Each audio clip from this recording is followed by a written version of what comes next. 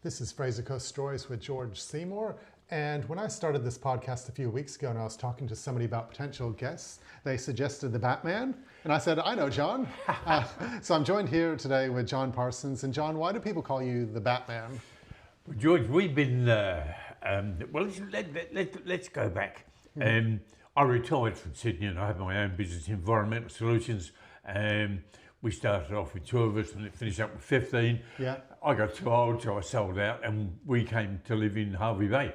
And I was fascinated with the bats in Tuan Creek. Yeah. So I joined Queensland Wildlife Preservation Society.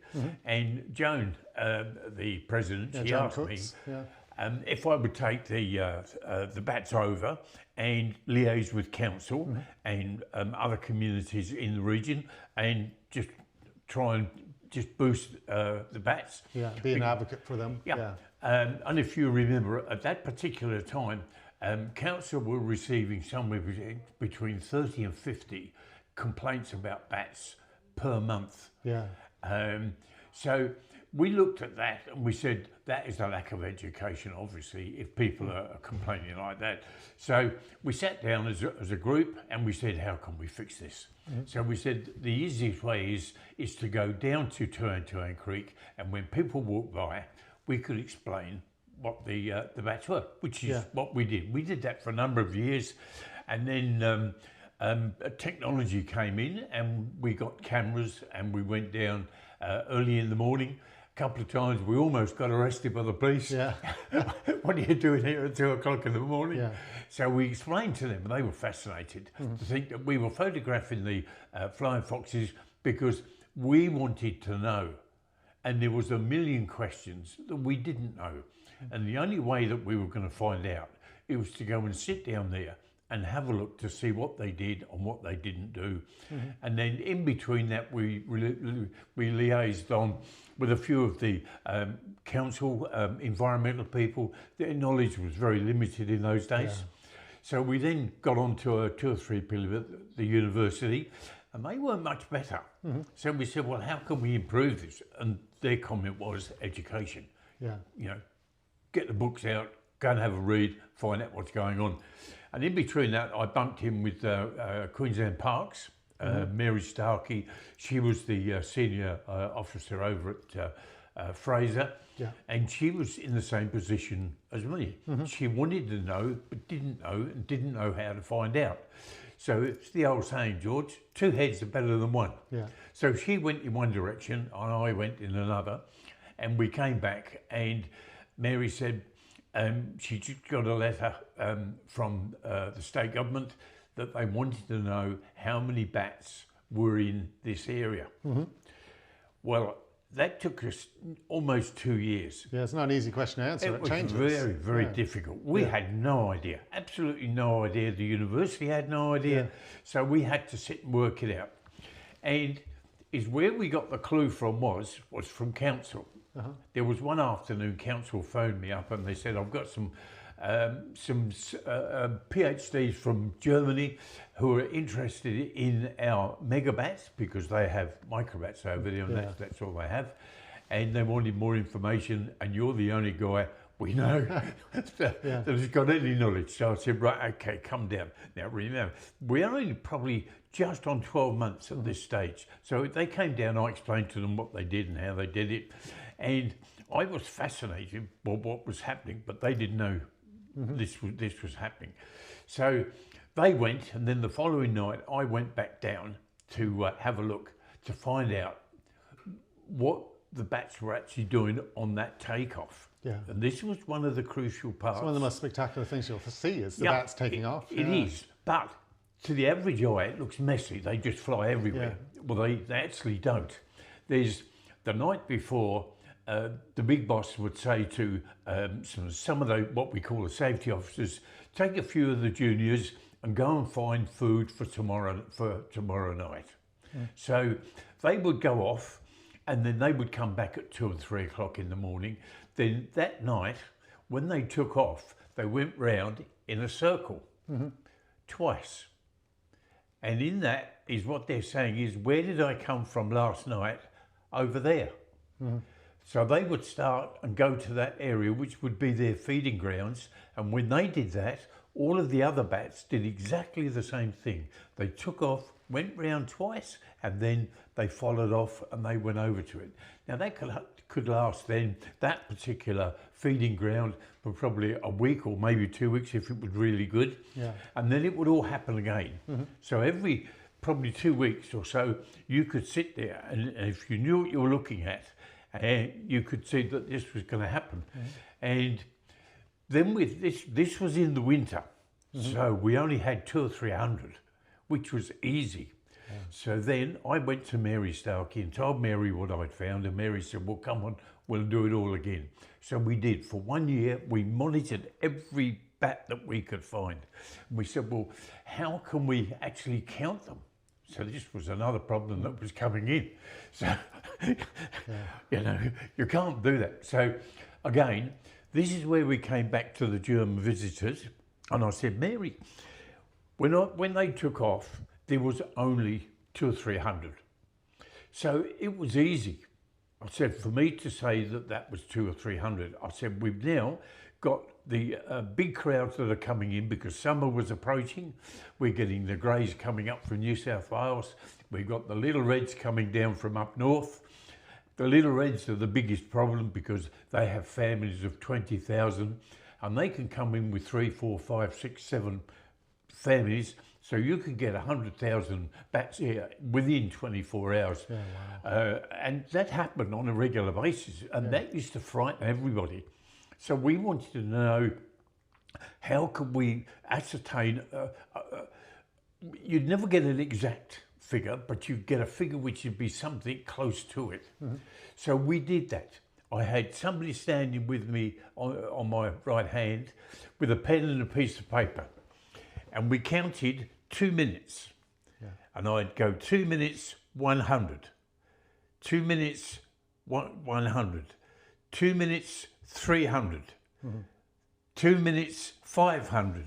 2 minutes, 1,000. 2 minutes, 2,000. And at the end of the time, which would be probably 10 to 15 minutes, the majority had gone. What was left was stragglers. We weren't interested in that. It was purely solely a guesstimate. We added it all up and we said, we've got 100,000 bats. Yeah, wow. And that was the easiest way to do it. And then as summer was going on, we're getting more and more bats. So the figures were getting bigger and bigger. The most we ever got was 3 million. Yeah. And that was, we got that for just on 2 weeks. That was quite frightening. Council, they didn't know what to do. We didn't know what to do. So we said, well, we just got to live with it. You would have been there in those days. When was this? When we had them along the Esplanade. They went right up to the they beach. were moving out of Apex That's Park. it, yeah. They were going right on the beach side of the Esplanade even. That's because all of the trees were full. Now the thing is with with any of the bats, when they fly out, they have babies, and then when they come back, they will come back to exactly the same branch as what they did the year before, and they will use that continually throughout their life. So whenever they come back, that's where they'll come back to. If that tree gets knocked down for whatever reason, they will go into another tree and they will find somewhere where no other bat has actually taken up residence. They won't fight for position. They will take up a complete new position. And where have they come from? Like when we had those 100,000 here, where had they been before? Okay, that's, as we speak now, we are going into winter, which up north is just about to turn into springtime. Now, this is not human springtime, this is environmental springtime. So flowers up in Cairns and further up, they are starting to flower. So that is their food. So when they get copious quantities of food, like any of the Australian natives, they say it's good quality food. We can now breed and we can bring babies up and we can feed them. Now we know this because of the kangaroo and the emu. They do exactly the same thing. If there's no food, they don't have babies. So the bats are exactly the same. So provided these copious quantities, they will come down. It's what humans are doing now. It's difficult times, so less people are having babies. Yeah, well, that's right. It's very similar. They are mammals, and they represent humans in many ways. You take the female. She breastfeeds the baby. She copulates the same as what the humans do, and then when she raises the baby, and she does exactly the same as what the humans do. The mother or the father says to the child, "There's the door. Go and get a job." Yeah. And what role do, I've heard them being spoken of as like keystone species. What role do flying foxes and bats? It's the same thing, isn't it? Flying foxes are bats. Yeah. What role do they play in our natural environment? They are number one in the environment. They're the world's greatest pollinators. Without them, we're dead. That's the bottom line. So it's the simple figures. They pollinate all of your hardwood forests. From the right the way up all along the eastern seaboard. The reason that we got the 3 and 4 million here, which is a total unknown to us, with all of the universities and all of the local council, and is what the situation was. So you have to go back roughly around 25 years now. We started a drought. And that drought started up in the interior. So as soon as you start the drought, that means that there's no rain. So all your trees, your shrubs, your grasses and whatever, you start to slow down and they don't produce pollen. Now pollen feeds all of your bugs and your biters. So that's food for lots of animals. So when that was happening, we were still getting good rains here on the eastern seaboard. Yeah. So they know that. Because when they get lots of pollen, the pollen will explode, get into the airwaves, and it can go up to 1,000 kilometres. So they know that there's food in certain areas at certain times of the year. So they will follow that and come down. So that's what they did. They came down to the eastern seaboard. And it wasn't just the Fraser Coast Council, it was all councils on the eastern seaboard, right the way from Melbourne, going right the way up through, into Cooktown and places like that. You're getting copious quantities of bats because that's where the food was. That was your megabats. And then your microbats started to follow that. What's the difference? Huge. You've got insectivore, which are your little bats. They eat bugs and biters. So how little are they?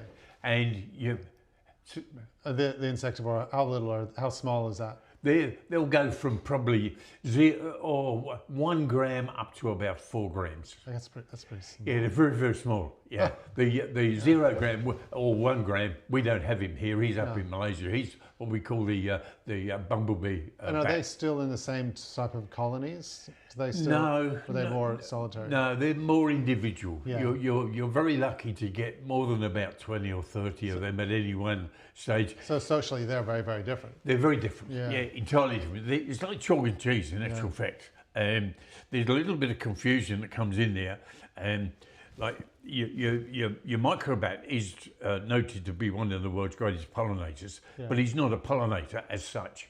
He's looking for bugs and biters. Yeah. So he's after your mosquito, which is one of your great pollinators, and that's one of his big food chains. But he'll also eat any beetles and things. Yeah. So any macroinvertebrates, that's his food chain. And 99% of them look for flower, for pollen, because they are carbon eaters. And your pollen is carbon. So that's what they're after. So that's your microbat. And many people get confused with that. Yeah. So your megabat is purely and solely a pollinator. Yeah. So their main food is nectar and pollen. So you have two. You have nectarivore with that and insectivore. So that is the two differences. So we only have 2 microbats which are actually nectarivore, although when you put them all together you've got 5 which are nectarivore bats in Australia. And those two, your 2 microbats, one starts in Malaysia and comes down to Cairns, the other one starts in Cairns and goes down to Victoria. Yeah. And that's what he does. It's a little, you normally find a little female, she's all on her own, she'll have nothing to do with anybody else. She'll feed until such time as she decides she wants a baby, then she will find a male, and that could take at least 3, maybe 4 weeks. to find a male that she wants. Yeah. She's looking for something particular. You got to be picky. Yeah. Typical female. She got high standards. Stick she to knows, them. she knows what she wants. Yeah. And then she'll copulate with him. She'll have a baby. Then 6 to 8 weeks later, she'll just throw that baby out. But in between that is what she may do is ask that male to stand safety officer for her. Yeah. So wherever she is, he will be there closely. Now, if she has a female baby, she will then get rid of him for the simple reason as we have the same problem. If we have a direct relationship with our relations, our cousins and brothers and things, we get deformities. Yeah. She knows that, so she'll get rid of him. She'll never see him again and she'll go find another male. Gosh. Yeah. That would be pretty interesting how they discovered that, scientists. Yeah. So they're all nocturnal? Oh yes. Yeah, it's just a bat trait to be nocturnal. They all do. They all do something.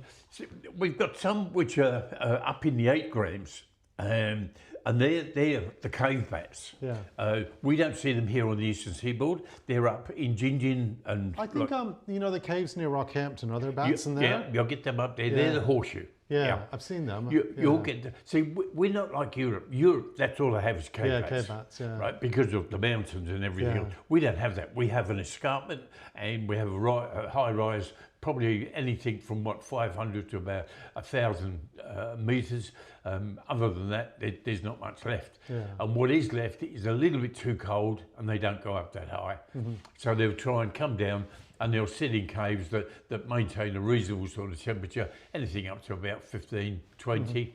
Mm-hmm. But the secret there with the cave bats here is, and you can see this now, if you go to Gingin to Mount Perry. Oh yeah, they're in that tunnel. Yeah. That old railway tunnel at Mount Perry is filled with bats. I did a survey up there for Bundaberg Council, be about 10 years ago now. They said there was only 1 bat in there. We found 3. So that was the little brown. 3 different types of bats. Yeah. Are they not 3 individuals? Oh no, there's 15,000 bats in there altogether. It's an incredible experience. Yeah. I love going through that tunnel. Yeah, it's incredible. Extraordinary. Yeah. It's just a tunnel through a mountain. We would like to stop that. Yeah. We'd like to stop the vehicles going through. Yeah. We'd like to like them to. I think we walked through. We didn't drive you through. can. We walked through. Yeah. It's we've had.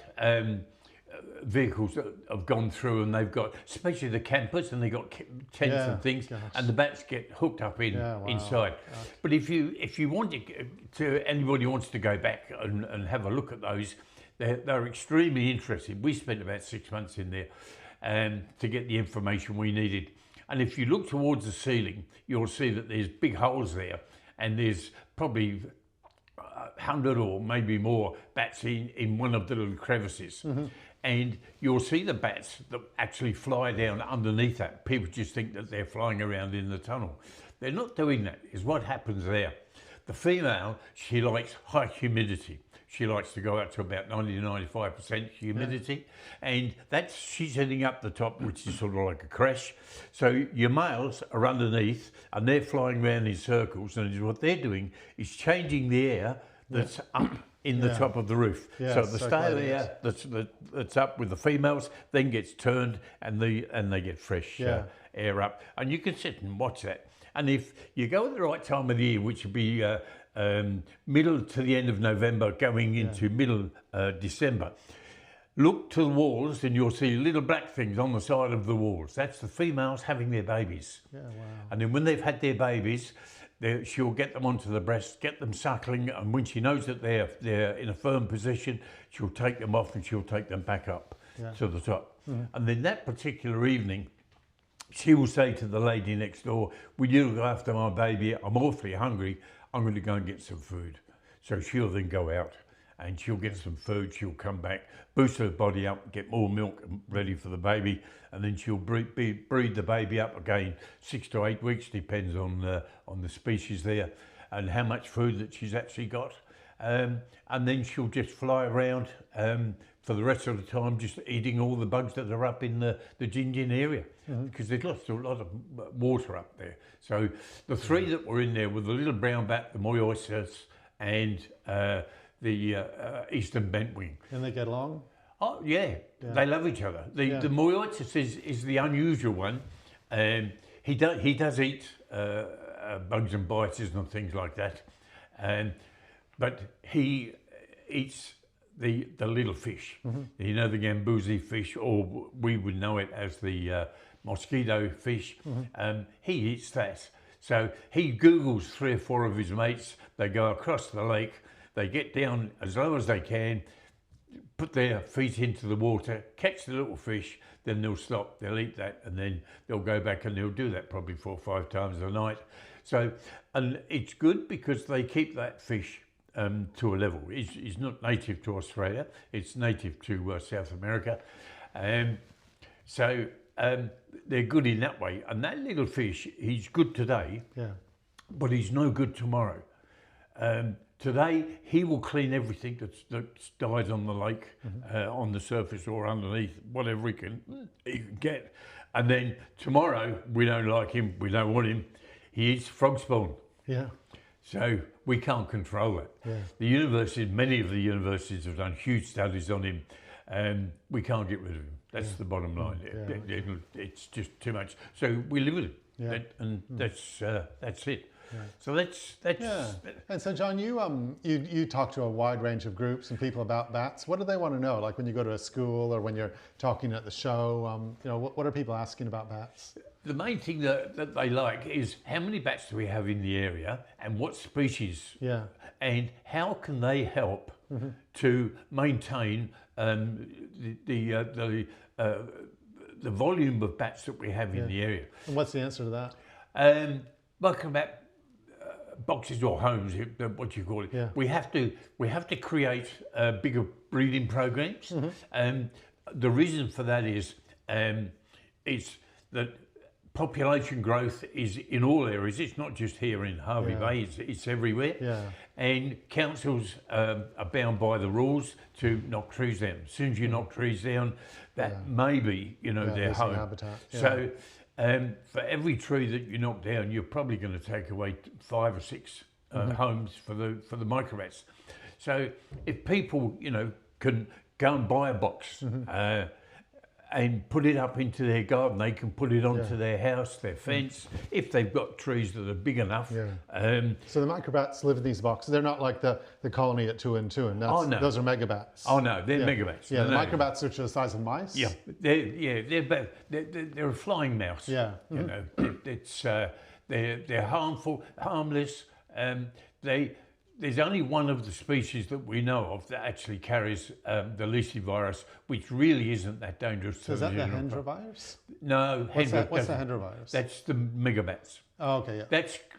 We don't have anything to do with that. We ignore that. It's got nothing to do with us. That's the equestrian group. Yeah. And we're still not too sure what the Hendria is. The universities are still working on it. We think that it's come from the man-made petrochemical fertilizers, and there's a poor connection between that and the grass. It comes up on your grass, which is your chlorine. It contaminates that chlorine, and then by them eating it, it would be like a child eating too much ice cream. He gets a bad tummy, and if he doesn't look after that, it can turn into something else. So what's the Lysi virus then?